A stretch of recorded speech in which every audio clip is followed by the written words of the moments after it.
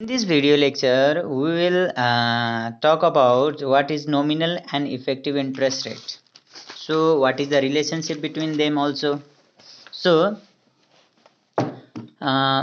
very often the interest period or time between successive compounding is less than 1 year. It has become customary to quote interest rate on an annual basis followed by the compounding period if different from 1 year in length.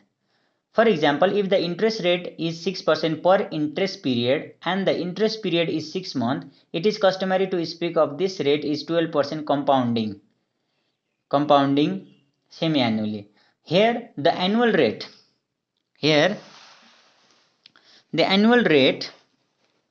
okay, here, okay, I'll just write. Here the annual rate is known as the nominal rate and it is represented by the R. But the actual annual rate on the principal uh, is always greater than this R. So the actual or exact rate of the interest on the principal during 1 year is known as the effective rate, which is always greater than the R. You can say that. So it is denoted by the I. Okay, sorry. Okay, the relationship between effective interest rate I and nominal interest rate R is given that I is equals to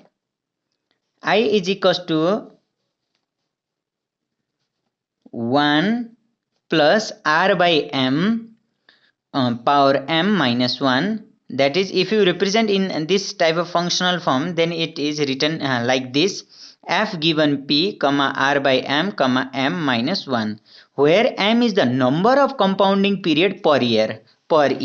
If you have any confusing on n, for example,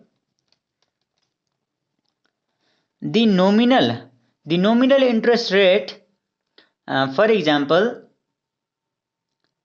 if the interest rate is 6% per period and interest period is 6 months, then this m will be what?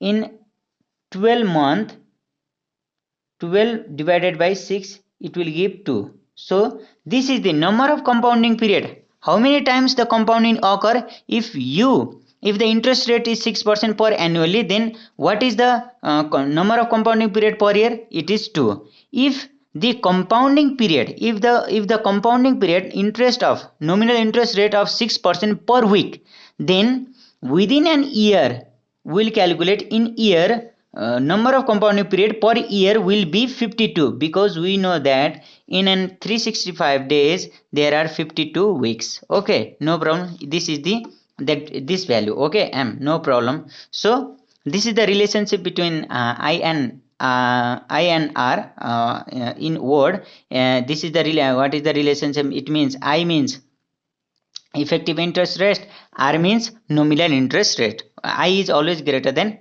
what? M. Okay, thank you all.